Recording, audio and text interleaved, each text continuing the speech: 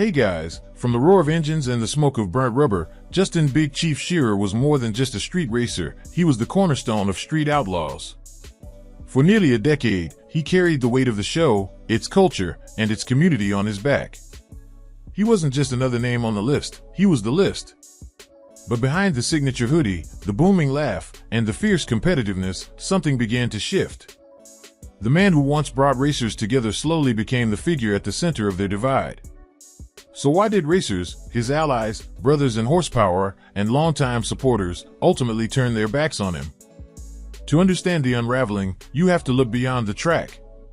When Street Outlaws first aired, it felt raw, real, and unfiltered. It captured the underground world of Oklahoma street racing with gritty authenticity.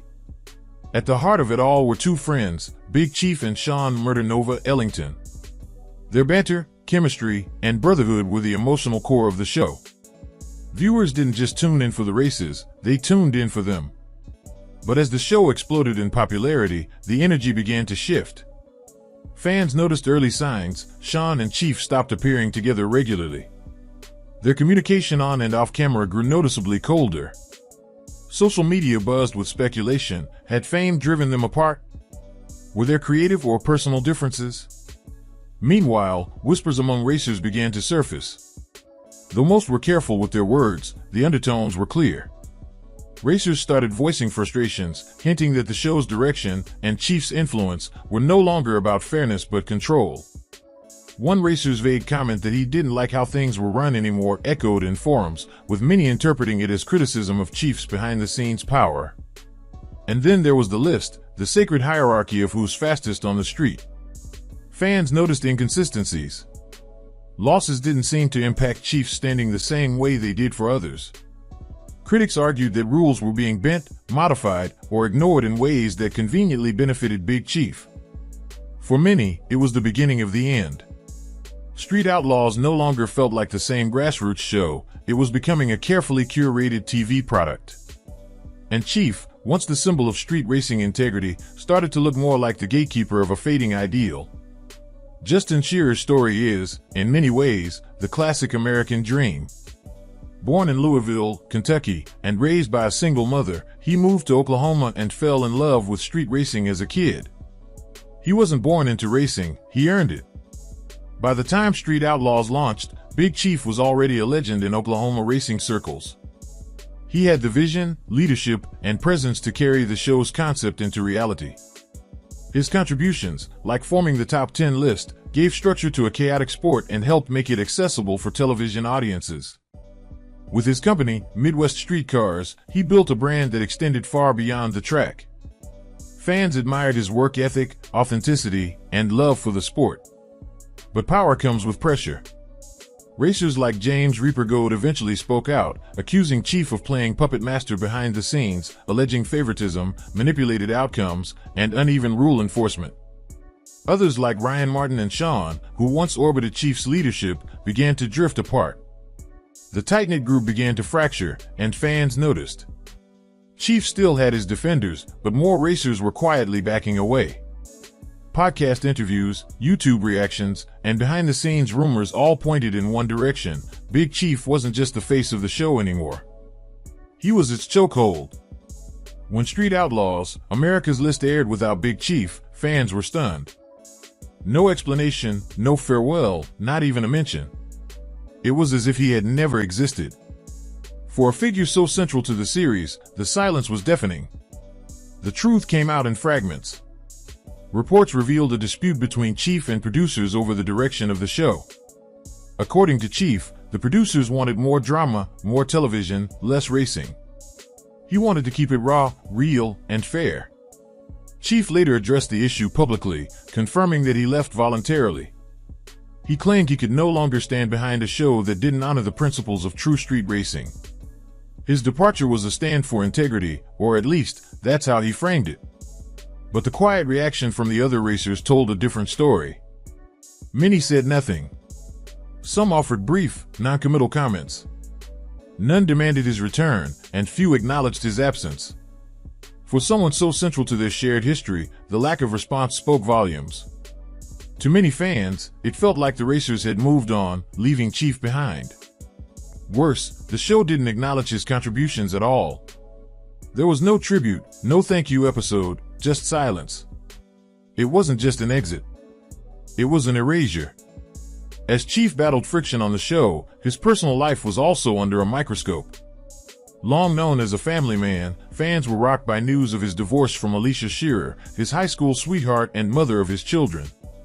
Soon after, he began appearing publicly with Jackie Brash, a fellow racer. Rumors flew, some suggesting overlap between the two relationships, others accusing him of abandoning the woman who stood by him during his rise. Jackie became a lightning rod.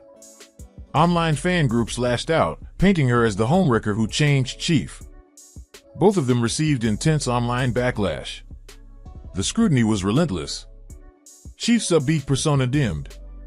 He raced less, smiled less, and stopped appearing at major events.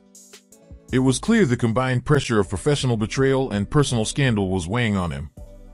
Since his dramatic departure from the show, Justin Shearer has taken a quieter, more independent path. He now shares his life through his Midwest Street Cars YouTube channel, focusing on car builds, tuning, and small team racing events. The content is raw, unpolished, and completely under his control, a stark contrast to the heavily produced television series he left behind. In his videos, Chief talks openly about what he values: loyalty, fairness, and respect for real racers. Jackie Brash remains by his side, both as a partner and teammate. Their relationship, once scrutinized, now appears solid and low-profile.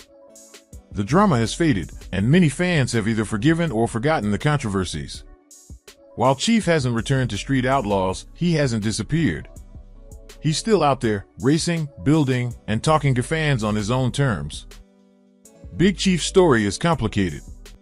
To some, he's a fallen hero who let fame get the better of him, someone who became what he once stood against. To others, he's a purist, someone who walked away when integrity mattered more than the spotlight. The truth may be somewhere in between. He built Street Outlaws from the ground up. Without him, the show may never have existed.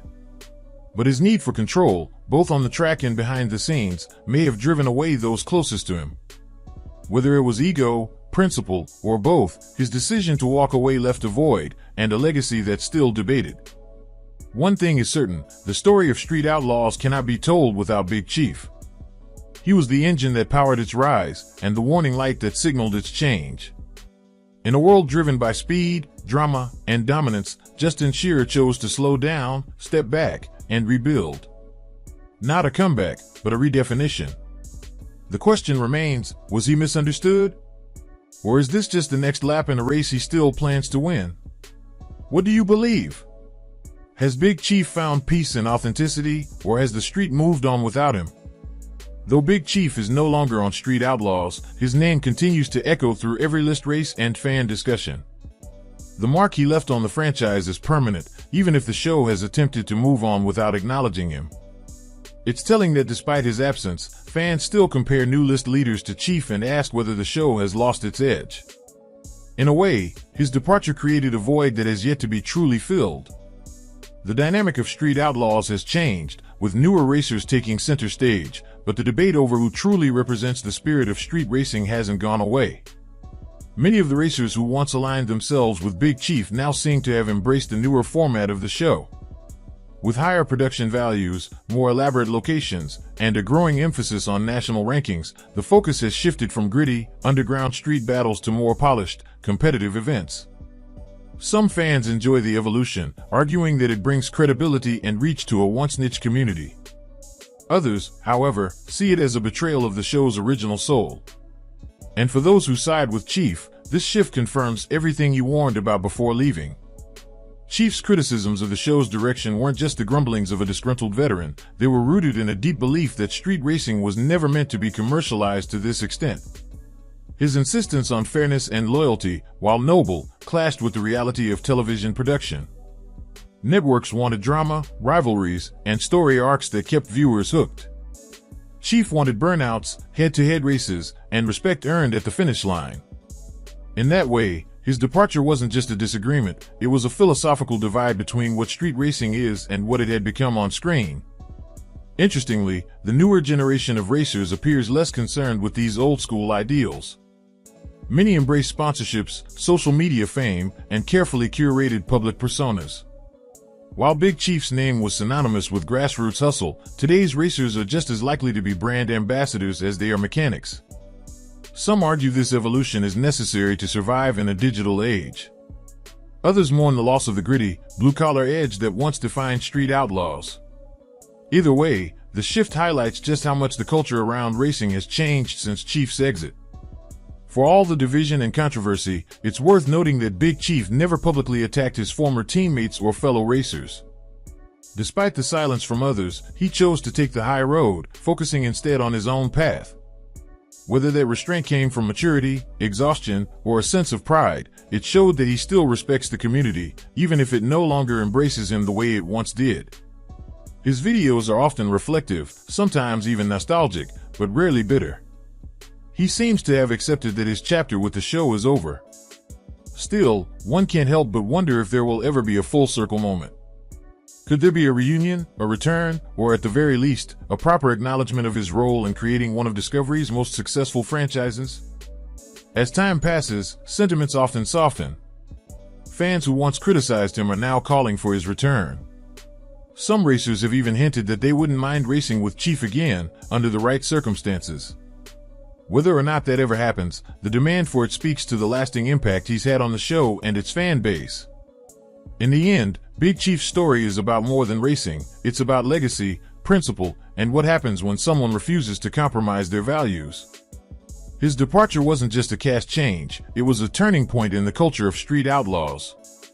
The racers may have turned their backs on him, but many fans still look over their shoulders, wondering if the Street's original Chief will ever return.